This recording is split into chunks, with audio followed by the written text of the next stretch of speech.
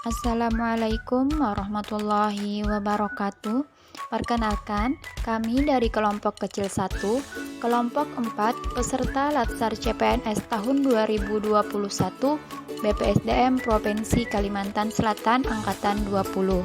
Di sini kami akan mempresentasikan tugas sinkronus 2 kami mengenai analisis isu global tentang dampak COVID-19 pada perekonomian Indonesia.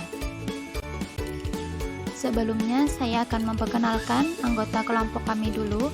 Yang pertama ada Arifin, ahli pertama guru penjas orkes, kemudian Sri Mulyani, ahli pertama guru kelas, Fatur Rahman, pengawas bangunan dan gedung, Dina Ulfianita, ahli pertama guru kelas, dan yang terakhir Jaki Dipa Ramadhani sebagai analis tata laksana. Analisis isu dampak COVID-19 pada perekonomian Indonesia. Yang pertama adalah latar belakang. Kejadian munculnya pandemi virus corona atau COVID-19 mampu melumpuhkan aktivitas kalangan masyarakat yang dilakukan di luar rumah. Virus ini sangat mudah menyebar sehingga menyebabkan angka kematian yang tinggi pada beberapa tahun belakangan ini. Virus ini juga memiliki dampak yang sangat terpengaruh terhadap perekonomian Indonesia. Masyarakat dituntut untuk mengurangi aktivitas di luar rumah yang mempengaruhi ekonomi masyarakat, termasuk salah satunya adalah pedagang. Ekonomi merupakan faktor penting dalam kehidupan manusia, yang mana dalam kesehariannya selalu bersinggungan dengan ekonomi baik berbentuk barang maupun jasa. Ketika kebutuhan ekonomi tidak terpenuhi, maka akan terjadi gangguan dalam keberlangsungan hidupnya. Sedangkan masa pandemi COVID-19 ini sendiri tidak bisa dikendalikan dengan cepat, sehingga membutuhkan penata laksanaan yang begitu tepat baik dari pemerintah maupun masyarakat. Kemudian identifikasi resiko. Di sini ada beberapa tahapan yang kami lakukan. Yang pertama, dengan metode pentahelix, kami menganalisis isu sesuai dengan topik, yaitu COVID-19. Kemudian dengan analisis OSG, kami menentukan yang manakah isu prioritas dari beberapa isu terkait topik tadi. Kemudian dengan metode fishbone, didapatkan diagram sebab akibat, apa yang menyebabkan isu tadi terjadi. Kemudian yang terakhir yaitu tahapan SWOT, di mana dari tahapan ini didapatkan alternatif yang ditentukan untuk mengatasi isu atau permasalahan tersebut. Untuk metode pentahelix ini kami gunakan dalam rangka mengumpulkan beberapa isu terkait dengan pandemi COVID-19, yang mana kami telah mengumpulkan beberapa isu tersebut, yakni lumpuhnya sektor perekonomian karena adanya pengurangan tenaga kerja.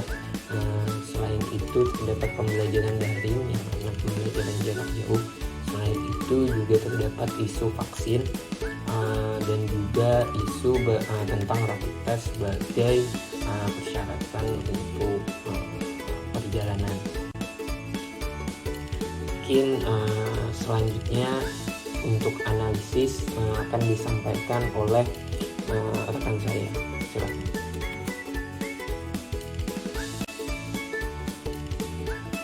Analisis OSG yaitu terdiri dari urgency, seriousness, dan grow.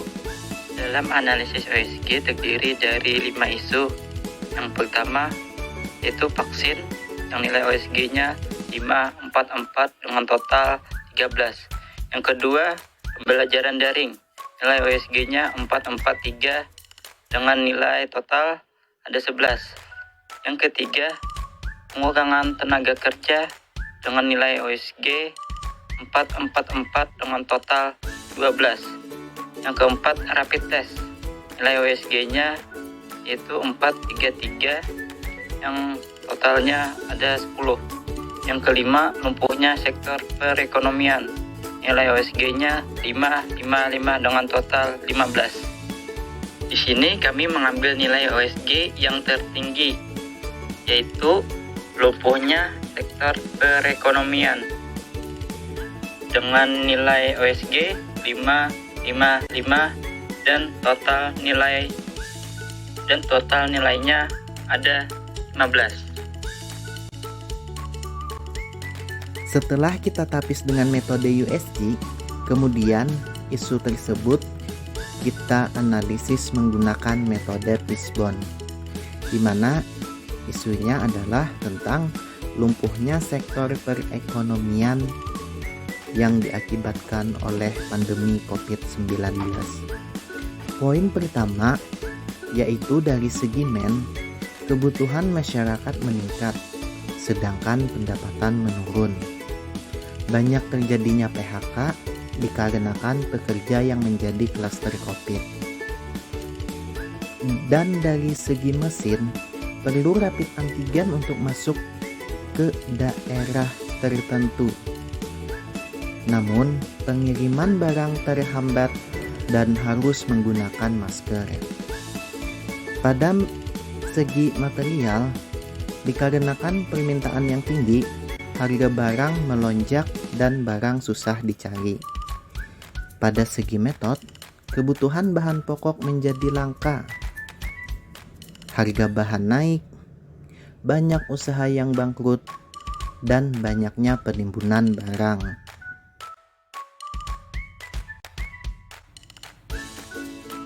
Baiklah, ini merupakan tabel rekomendasi alternatif penyelesaian atas isu lumpuhnya sektor perekonomian yang disebabkan oleh daya beli masyarakat menurun karena harga kebutuhan meningkat.